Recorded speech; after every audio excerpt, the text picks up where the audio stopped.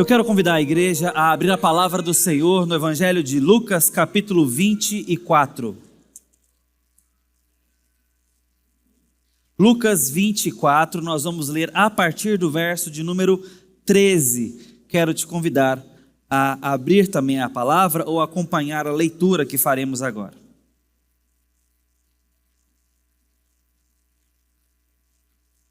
Assim diz a palavra do Senhor.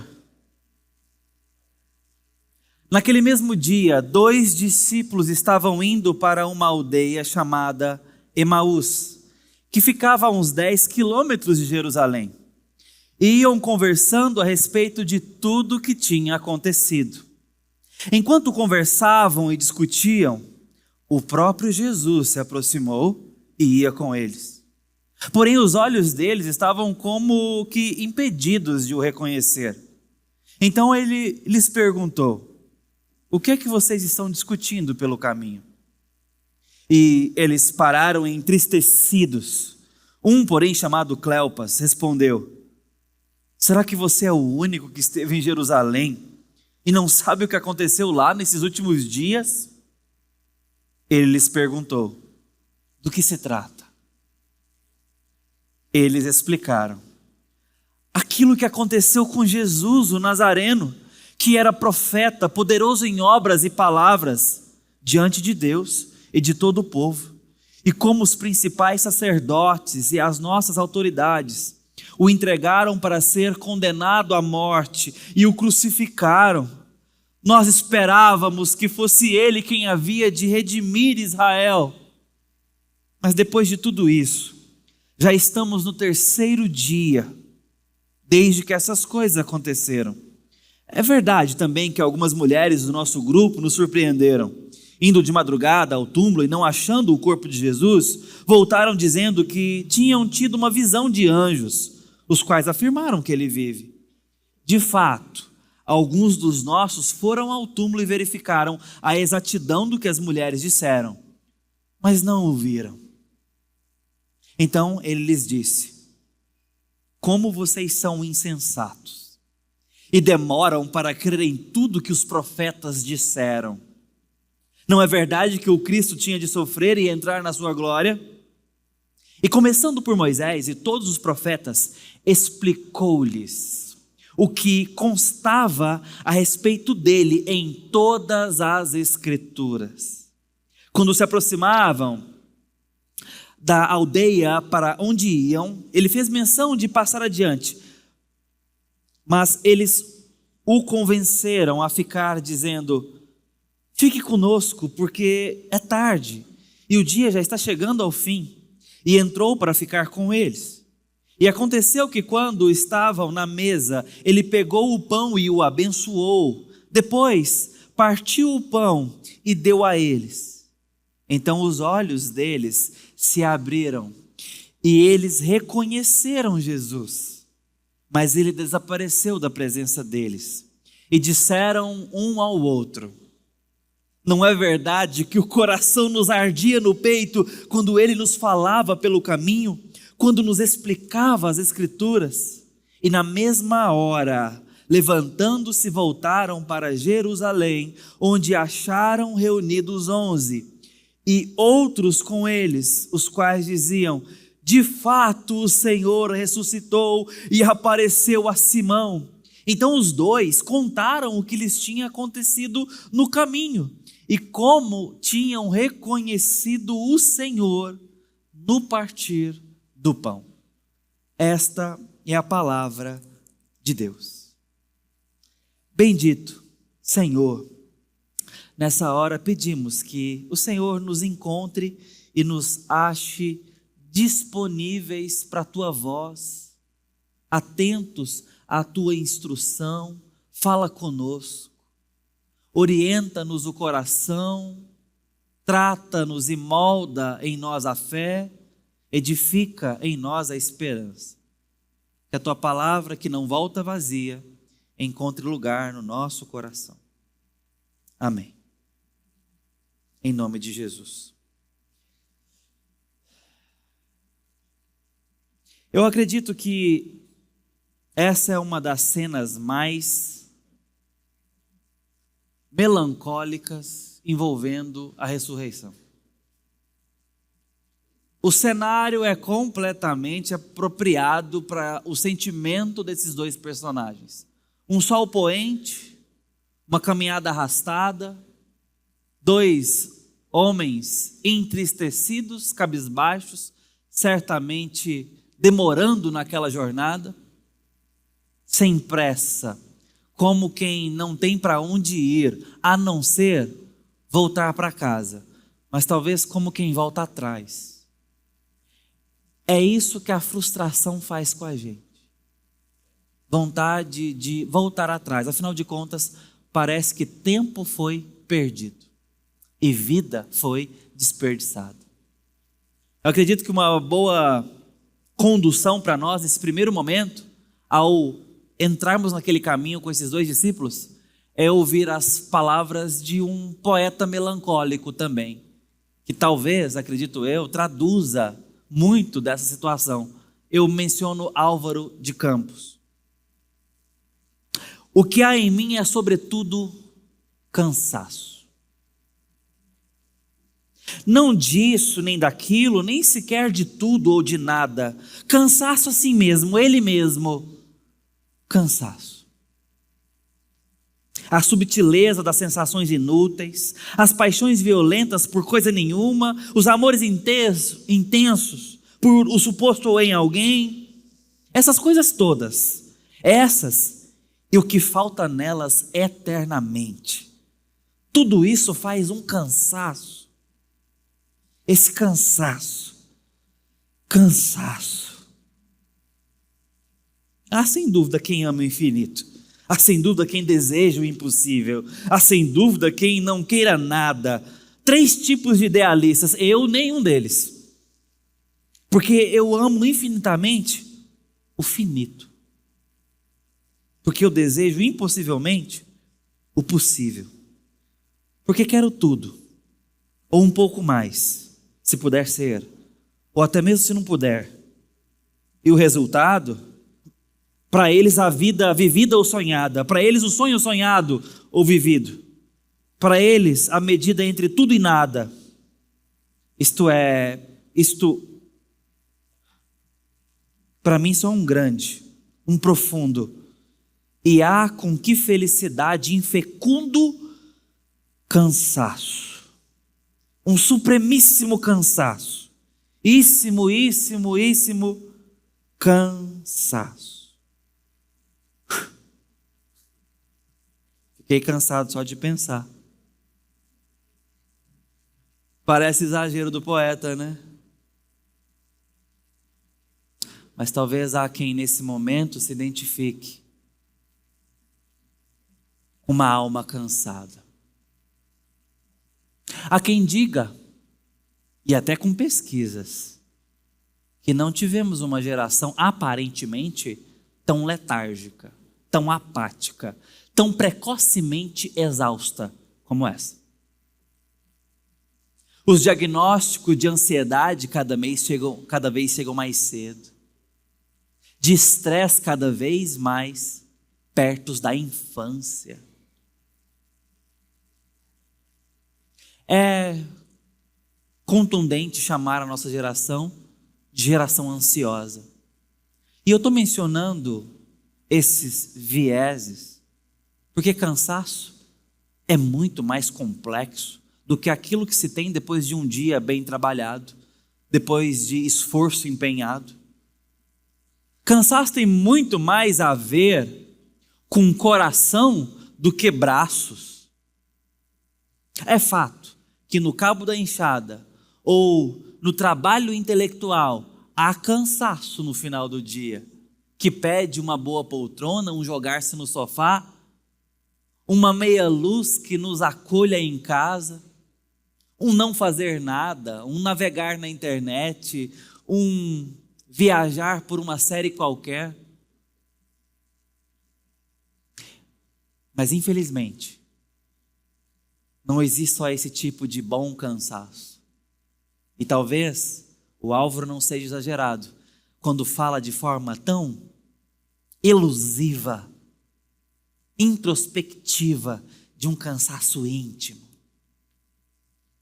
Porque é possível que nós encontremos na nossa geração gente exausta, mas não porque trabalha demais, embora trabalhe. Gente exausta, mas não porque se esforça demais, embora possamos nos esforçar demais. Estamos vivendo sim uma geração da performance, do acúmulo. Mas o quanto de nós não anda cansado lá dentro, porque dói. Não anda cansado porque se frustra. Não anda cansado e exausto porque a vida não é o que se sonhava ser. E quer saber? Poucas coisas nos deixam tão exaustos do que achar que não está valendo a pena, do que achar que não estamos chegando lá, do que olhar para o lado e pensar que nós estamos andando em círculos. Frustração. Como dói sermos frustrados. Como a dor é frustrante, como o sofrimento é frustrante, como a frustração cansa e nos deixa exaustos. Talvez eu esteja falando agora, a gente cansada porque a vida tem sido dura. Talvez eu esteja falando agora com gente lutada, e luto é um tipo de frustração completamente abrangente no ser. É voltar para casa e perceber a ausência, isso frustra. Talvez não uma expectativa planejada, mas uma expectativa que tínhamos por certo. Ninguém pensa que vai enterrar os seus queridos, ninguém planeja isso. Esses dias a Julie me surpreendeu com um Reels compartilhado no Instagram sobre a pessoa se preparando para morrer e fez um grande inventário de documentos, senhas de banco, o que fazer depois de eu morrer era o nome da capa do livro, da prancheta ali, da apostila. E a Julie estava me mandando como que me orientando, faça isso. Eu falei, só falta você pedir para eu fazer um seguro de vida, querida. Pacote completo. Que conversa mórbida, mas cheia de responsabilidade. Nós não nos planejamos para morrer. Nós não planejamos enterrar os nossos. E quando isso acontece, nós percebemos um tipo de frustração das mais graves possível. Aquela que frustra a expectativa de termos alguém, de sermos com essa pessoa.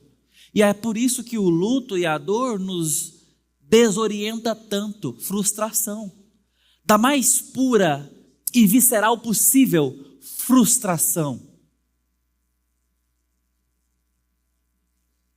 Você tem andado cansado? Você tem andado exausta? E às vezes, sem se esforçar demais, sem saber por quê. Talvez seja coração desorientado. Talvez seja insatisfação no coração. Talvez seja esperança mal depositada, leitura equivocada da vida. Todas essas desorientações do coração nos deixam exaustos. É exatamente esse o tom da caminhada rumo a Emaús, depois da crucificação de Jesus. Uma caminhada de exaustão, porque a esperança foi drenada na cruz. De sexta-feira em diante, a esperança foi erodida, foi sugada, foi testada ao limite e se encontrou não resistente. A resiliência rompeu, e a dor faz isso com a gente. Até vivermos dores tão agudas, não imaginamos, não sonhamos, pensamos que vamos dar conta. E a vida vai se provando cada vez mais real. A vida vai se provando cada vez mais vida de verdade. Está diante de nós homens que caminham cabisbaixos, homens que caminham como quem perdeu onde depositar os olhos no horizonte da vida. É nessa hora que Jesus vem caminhando. É nessa ocasião, esse é o cenário, que Jesus aparece depois de ter ressuscitado dos mortos, depois de ter olhado a morte nos olhos e questionar sobre o teu aguilhão, depois de estar pronto para nos dar a maior mensagem do que chamaríamos de cristianismo histórico, depois de estar pronto para entregar a coroa do Evangelho, porque aqui o Evangelho é coroado, aqui a arquitetura da promessa feita a Abraão está pronta e completa, a aliança está finalmente completa, para entregar para aquele grupo de homens e mulheres imperfeitos, medrosos, mas que vão edificar a igreja a partir de Jesus, que vão afrontar o império romano na fé resiliente. Jesus está pronto para inaugurar a nova forma da igreja, tal qual a gente conhece até hoje. Jesus está pronto para enviar a igreja contra os portais do inferno, que não prevalecerão contra o avanço dela. Nós estamos prestes a ver Atos ser inaugurado. Nós estamos prontos para ver esses homens e mulheres avançarem com uma tremenda fé. Mas sabe como é que ele deseja entregar isso? Como ele escolhe entregar isso? Olha, 30 a mais aqui vai lembrar do filme O Retorno de Superman. Se você assistiu o filme anterior, aí já não é da minha época, também não exagera. Mas no filme anterior, o super-homem morre. Aí então, já um pouquinho perto mais da minha época, tem o Retorno do Superman.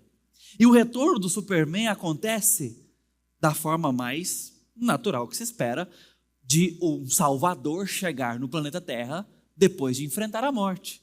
Ele chega no Super Bowl, no meio do estádio, tudo televisionado, no país de maior mídia internacional do mundo, os Estados Unidos da América.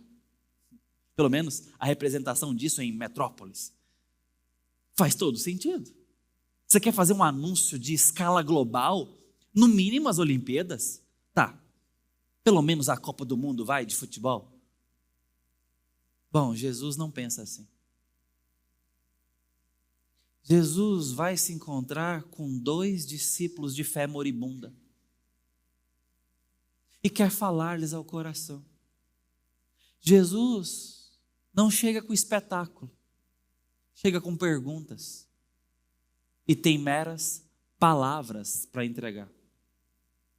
É isso que está acontecendo no caminho rumo a Emaús. Mas talvez aqui estejamos diante do que aconteceu também com Agostinho de Hipona. Depois de uma fé mal vivida, depois de se entregar à devassidão e aos prazeres da carne, esse homem um dia sai, desolado, como quem está sem rumo, e aos prantos. Buscou nos prazeres que o coração desejou e não encontrou. A alma insatisfeita, inquieto, é encontrado por uma voz infantil certo dia. Nesse dia, nessa ocasião, ele se aproximando de uma árvore qualquer, ele escuta uma voz meio que de criança dizendo: togue e lede. Em bom português, pega e lê. Toma e lê. Era de fato audível a experiência que ele estava tendo. Mas ele soube exatamente, por mais sobrenatural que aquilo pudesse ser, do que se tratava. Eram as Escrituras. Ele deveria abrir as Escrituras. Sabe o que ele diz? Eu agarrei e abri e em silêncio li a primeira passagem que os meus olhos brilhavam. Eu não precisava ler mais. De uma vez, foi como se uma luz de alívio de toda a ansiedade inundasse o meu coração. Todas as sombras da dúvida foram dissipadas. Agostinho de Hipona, Confissões. Esse homem é atravessado por palavras da Escritura. Ele lê um trecho em Romanos que confronta a sua devassidão moral, mas ao mesmo tempo ele chama de alívio. É como se a Bíblia estivesse orientando o coração vago. Nós não temos dificuldade com quantidade de conteúdo. Nós estamos cheios de conteúdo. Nós chegamos em casa e sorvemos uma quantidade enorme de rolo de feed.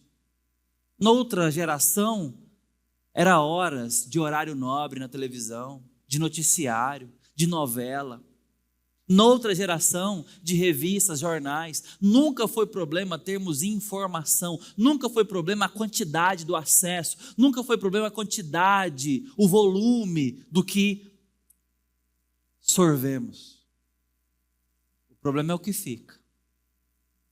Estou aqui hoje com a nossa irmã Márcia Sali, diante de nós. Minha esposa não está aqui para representar essa turma, mas lá em casa, todos nós gostamos de milhopan. Marcinha também é do time. Se você é um bom goiano, conhece milhopan. Milhopan é um pacote de salgadinhos feitos à base de milho, de mais ou menos uns 60 centímetros de altura, com um leve exagero da minha parte. Você então pega aquele milhopan, hoje em dia é difícil de achar, está raro, mas na cidade de Cocalzinho vende, próximo a Corumbá. Então, a próxima vez que você for ao acampamento El Rancho, se quiser matar a saudade, vá ao supermercado Tiago. Não estou sendo patrocinado, mas sim, lá vende. Eu sou muito grato à empresa por vender o bom e velho milhopan. Não estou falando de micão não, é milhopan. Aquilo ali é um saco grande, volumoso, mais leve como isopor. Não é difícil abaixarmos um saco daquele numa sentada. Ali, ó. Senta, come ele rapidinho. Agora, sabe o que é curioso? Mesmo um sacão de salgadinho daquele, depois de alguns minutos derretidos na boca, a única prova que alguma coisa aconteceu é o cheiro de milho no ar e os dedos engordurados. Porque aqui dentro parece que não tem nada. Sabe, já comeu pipoca? Come, e aí? Esses dias eu achei bom. A nutricionista falou, come pipoca no lanche. Falei, é? Isso na internet. Vai comer pipoca no lanche? Isso não enche ninguém não, sou. A sensação, pelo menos, que eu tenho é essa. E come pipoca? Um balde de pipoca? Não faz diferença nenhuma. Nós não temos problema com volume. Eu estou falando de culinária aqui para brincar um pouco conosco, para dizer sobre o coração que está cheio de informação e pouca coisa nutritiva lá dentro. Pouca coisa dando sentimento de preenchimento. Ou você não é capaz de passar horas na frente da televisão, horas na frente do celular, horas na frente das redes sociais. E se eu te perguntar o que você viu, você não aproveita nada. Você mal lembra. Viu uma piada, pulou para um desastre de acidente, depois foi para uma trend, para um meme, de repente viu um versículo bíblico e no final das contas, quase nada ficou. Porque o problema não é o volume, é a qualidade, permita-me voltar ao exemplo, nutricional. Eu estou dizendo isso para dizer que muitas vezes, não é que não tenhamos acesso à informação, não é que não conheçamos a Escritura. Esses homens conheciam a Escritura, eles lembram Jesus, eles mostram os fatos, é o único que não sabe porque nós sabemos. Ele era aquele de quem esperávamos que iria restaurar a Israel, ele era esse que nós esperávamos que fosse trazer a esperança à concretude. Ele era de quem as Escrituras falavam no passado. Esses homens sabiam dessas coisas. Muitas vezes não é falta de escola bíblica dominical, não é falta de vir à igreja, não é falta de ter Bíblia em casa e nem estar com a devocional em dia. É falta de qualidade em todas essas movimentações, é falta de qualidade com a palavra de Deus, é falta de encontro verdadeiro e não como quem cumpre obrigação e tabela. Estar aqui não significa quase nada, não querer vir pode significar muito. Ler a Bíblia significa pouca coisa, não querer lê-la significa muito. Mas eu quero que você entenda que nós podemos nos entregar aos meros ritos, e isso ser milhopan. Não nutre, apenas distrai, é dopamina. não fica, não retém, não sustenta. Nós precisamos ser encontrados pela palavra e lê-la corretamente para olhar para a vida de forma correta também. É exatamente a proposta de Jesus. Ele chega diante desses homens dispersos, esses homens céticos, desesperançados por conta da dor. Se coloque no lugar deles, se coloque na estrada para Emaús, traga a sua dor, traga a sua dispersão, traga a sua letargia, traga aquilo que tem te distraído, traga aquilo que tem feito com que você não perceba que Jesus está por perto. Os sentimentos daqueles homens fazem com que eles não percebam que Jesus está por perto. É comum que as nossas dores e frustrações, pode ser com a igreja, pode ser com o irmão, pode ser com o pastor, pode ser com as lideranças, pode ser com o trabalho, o que você esperava dos seus colegas, o que você esperava do seu reconhecimento, pode ser com relação às suas finanças, pode ser com relação às pessoas que você ama. Em todas essas áreas nós podemos nos frustrar e nos pegar cansados na vida, porque a vida não era como nós esperávamos que fosse, não foi nos entregue aquilo que esperávamos receber. Aí sabe o que acontece?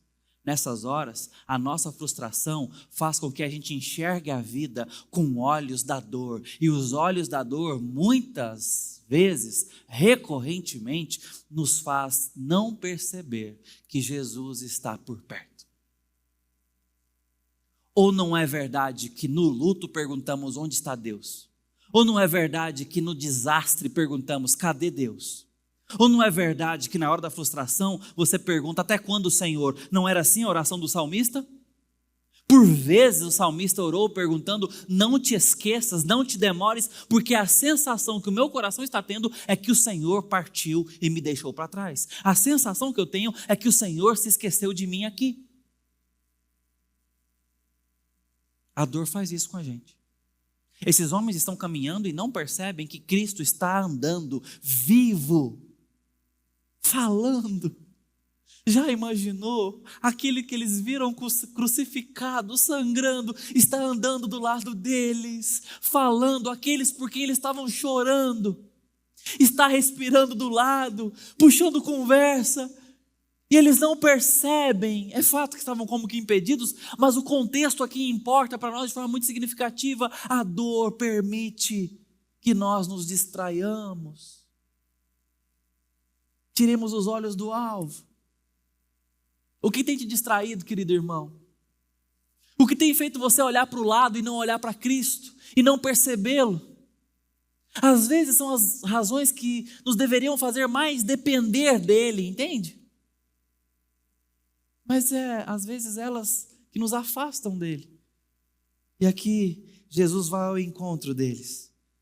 Jesus chega ao crente cansado, ao crente frio. Jesus chega ao crente com a fé abalada. Mas sabe, ele está pronto para nos frustrar mais uma vez. Porque talvez você tenha colocado data, hora e método para a aparição de Jesus.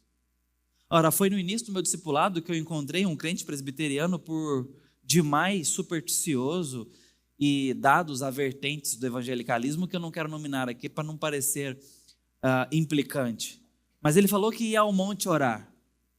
Isso já não é coisa muito de presbiteriano, nada contra, só não é costume. Mas ele então nos chamou a ir ao monte orar. Nós fomos ao monte orar, já orei no monte, queridos. E aí, ele falou o seguinte: sabe o que eu faço aqui no monte? Quando eu estou orando, eu peço para Deus provar que Ele está me ouvindo. Aí eu peço para Ele mostrar um graveto brilhando, Ele me mostra. Diferente, né? Achei super diferente.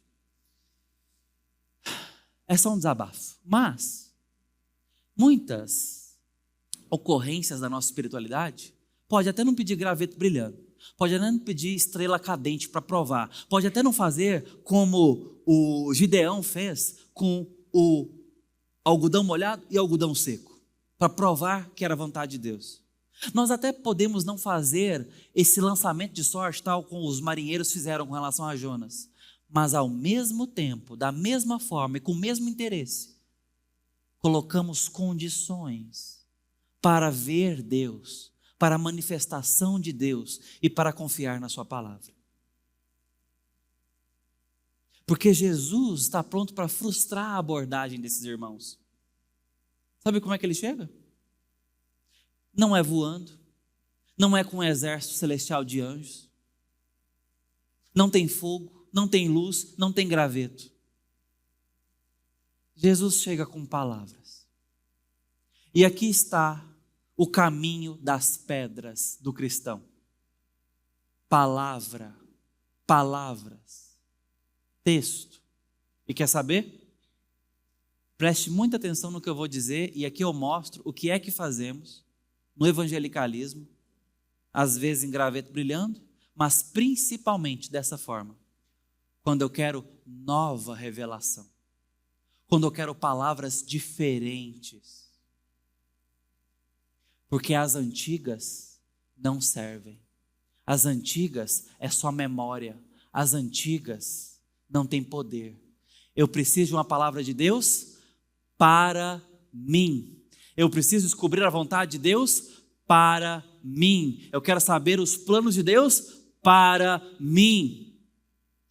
Jesus ressuscita dos mortos, sai andando do seu túmulo, derrota a morte, para enviar e autorizar a igreja, e aparece com palavras antigas e repetidas. Estas palavras antigas das profecias passadas são as palavras de poder para o presente e para o futuro. Não haverá novas palavras. Bom, é fato que o Novo Testamento está sendo escrito, mas me entenda. Jesus rememora-lhes o coração, porém, com a interpretação correta. O que Jesus está fazendo é pregação expositiva, ao expor-lhes tudo o que a seu respeito constava nos profetas, nos patriarcas, no Antigo Testamento. Jesus volta e revisa numa tremenda aula bíblica, e se tem uma queixa que eu tenho para fazer dos meus irmãos aqui, sobretudo Lucas, sendo tão detalhista, tão historiador como é, ele vem me poupar essas palavras. Eu sei que é suficiente, é só uma decepção minha aqui com o meu irmão Lucas. Por que ele não me deu essa aula aqui de teologia bíblica? Mostrar Jesus passando pelos pais e profetas, colocando cristocentricidade em cada um desses episódios. Ah, seria maravilhoso. Talvez Lucas não soubesse, porque aqueles homens relataram que Jesus falou com eles. Mas eu queria essa aula, vai. Só um parênteses aqui. Seria maravilhoso. Mas o fato é que é isso que Jesus faz. Ele relembra-lhes o Antigo Testamento. Não são palavras novas. São antigas palavras interpretadas com seu sentido original. E sabe qual é o sentido original? Cristo no centro da narrativa. Cristo no centro das histórias bíblicas. É dessa forma que esses homens vão encontrar Cristo no centro da história deles. Vendo Cristo no centro da história bíblica. Sabe como é que eles vão reencontrar Cristo? Voltando para a palavra. E é então que eles vão caminhando e chegam em casa. Esses homens foram impactados com essa caminhada. Foram impactados com aquelas palavras. Eu imagino que eles não deram um pio.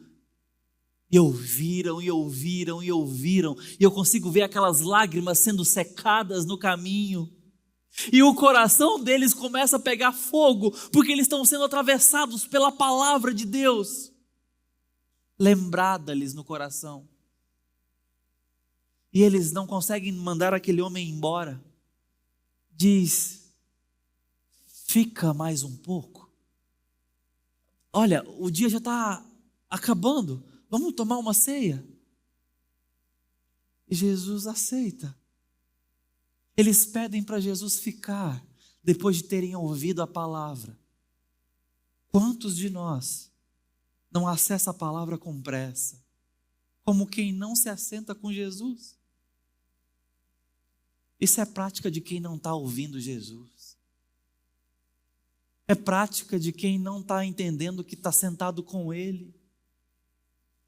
Porque se nós ouvirmos o som da sua voz, nós não vamos querer estar em nenhum outro lugar.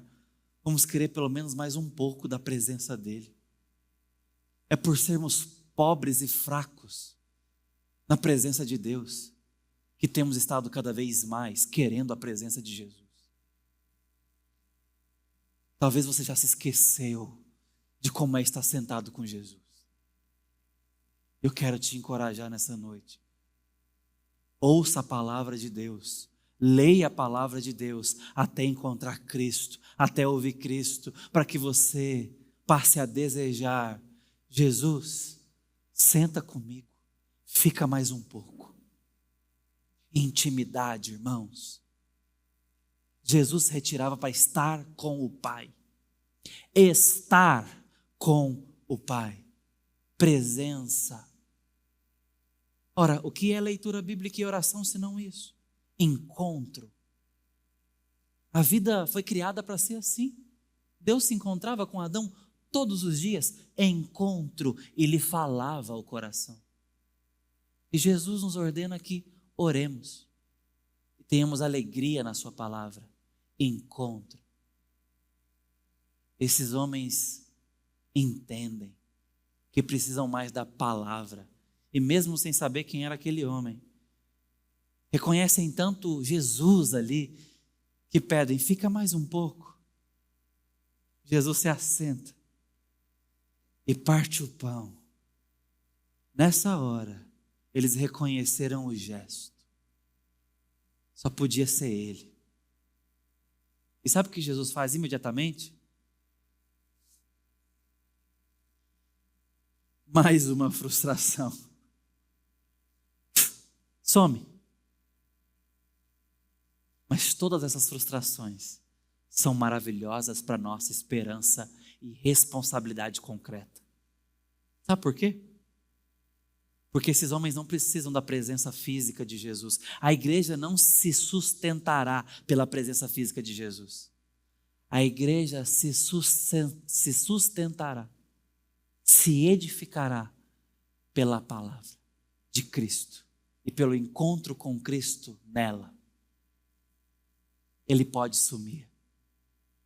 A palavra fica e nos dá a presença dele. É isso que Jesus está dando àqueles homens. E é exatamente o que acontece. Imediatamente, depois de caminharem por horas, no mínimo 2 horas, era 1 hora de caminhada aqui, mas certamente demoraram no mínimo perto de 2 horas, parando pelo caminho. Eles voltam imediatamente 11 quilômetros correndo. Talvez fizeram em cerca de 30 minutos. São bons corredores. Voltaram e falaram tudo o que lhes tinha acontecido e como reconheceram o Senhor. É isso que vai acontecer com gente como a gente, que se quebra na vida, que se frustra, que se cansa, que se vê exausto e tem dificuldade de encontrar Jesus, quando formos atravessados pelo encontro da palavra e do Evangelho, quando formos iluminados pelo poder da palavra, quando formos clareados pelo Evangelho, nós teremos propósito na vida, nós teremos missão e responsabilidade, nós enxergaremos a vida além das circunstâncias, nós olharemos para o presente lembrando do passado e projetaremos o futuro. Por quê? Porque Cristo reina e está vivo entre nós e nós o encontramos na beleza da palavra e no poder do Evangelho. É isso que vai acontecer com você, meu querido irmão. É isso que acontece comigo quando nós vamos à palavra e deixamos essa palavra atravessar o nosso peito, nos reorienta, nos reedifica, nos coloca de pé, seca nossas lágrimas, ainda que tenhamos motivo para chorar. O crente vive com a cabeça erguida. Por quê? Porque é otimista. Porque está tendo os pensamentos positivos? Não, porque o crente pode sofrer com esperança, porque ele tem razão para isso. O crente pode lidar com a morte, pode lidar com a falência, pode lidar com a traição, com a mentira, ele pode lidar com as dores desse mundo, porque ele conhece a razão da esperança que atravessa toda circunstância humana. Jesus Cristo foi profetizado há milênios atrás e as suas palavras não voltaram atrás. Ele está vivo e ainda fala conosco. Esta é a razão da nossa esperança. Cristo está vivo e ainda fala conosco. Você crê nisso? Então leia a sua Bíblia até encontrar Cristo. Só não faremos isso se não cremos que Cristo está vivo e nos escuta e fala conosco. Só não oraremos, só não dependeremos, só não buscaremos do seu poder e da sua força se não cremos que Ele está vivo. Se cremos que aquela tumba está vazia, nós podemos e devemos falar com Deus vivo. E quer saber mais? Esperar a volta dele. Como quem caminha com esperança, com razão. Aí dá para passar pelo vale da sombra da morte. Aí dá para atravessar os dias mais tenebrosos dessa vida, sem se entregar à frustração, sem desistência, porque Cristo está vivo e nos encontra nas caminhadas mais melancólicas para nos inflamar o coração. Incendeie o seu coração. Esses homens foram incendiados com o evangelho vivo. Pastor, mas parece ter só uma faísquinha aqui dentro. Queridos, essa é a diferença entre o universo e um grão de areia. Essa faísca só pode vir pelo Espírito Santo, que comunica amor aos eleitos amados de Deus. Só não dá para ficar longe dele. Eu quero te convidar a pedir nessa hora avivamento no seu coração. Eu quero te encorajar e te desafiar a pedir nessa hora fogo do Senhor na sua história, na sua vida. Mas sabe como é que você vai pedir isso hoje? Pedindo pelo seu irmão. Eu quero convidar você a orar pelo seu irmão. De 2 em 2, de 3 em 3. Nós vamos interceder uns pelos outros. Eu quero que você ore, pedindo ao Senhor avivamento. Nós vamos orar juntos agora, sem medo de ser pentecostal. Não mata ninguém, não é crime, tá? Mas eu quero chamar você a orar. Nosso grupo de louvor vai se posicionar agora, pode retornar. Vamos orar. Peça ao Senhor pela vida do seu irmão. Eu farei uma oração e depois nós encerraremos com a bênção do Senhor. Peça ao Senhor por avivamento pessoal. Peça ao Senhor por calor no seu coração. Peça ao Senhor por vida com Ele, por intimidade, por renovar o seu primeiro amor. Feche seus olhos, fale com seu irmão, ore, interceda na vida dele. Ó Deus bendito, nós nos colocamos na presença do Senhor e pedimos, ouça a oração da tua igreja nessa hora. Deus, nós queremos pedir a bênção do Senhor na vida dos nossos irmãos. Pedir ao Senhor que nos aqueça, que nos inflame, ó Deus. Ó Jesus, fala conosco. Ó Jesus, incendeia o nosso coração. Deus, tenha misericórdia da tua igreja. Aviva a tua igreja. Fala conosco, Senhor. Ouça essa oração. Nos encontre aqui, Senhor. Nos encontre aqui, amado Pai. Ó Deus, encontre nossos caminhos tristonhos, frustrados, mas nos encontre, não nos deixes. Que a tua palavra nos atravesse, Senhor. Ó Deus, nós falamos contigo. Nós pedimos ao Senhor, pedimos pela tua igreja, pedimos pelo teu Santo Espírito, pedimos mais de Jesus. Ó Jesus, dá-nos intimidade com o Senhor, renova o nosso amor pelo Senhor, ajuda-nos a olhar a vida de forma cristocêntrica. Ajuda-nos a ir para a Tua palavra com sede, com fome de Jesus Cristo. Dá-nos apetite intelectual por Cristo. Dá-nos desejo de conhecê-lo mais e melhor, a reconhecê-lo na caminhada, a amá-lo mais, a renovar os nossos votos com o Senhor. Ó Deus, assim te pedimos, no nome santo de Jesus.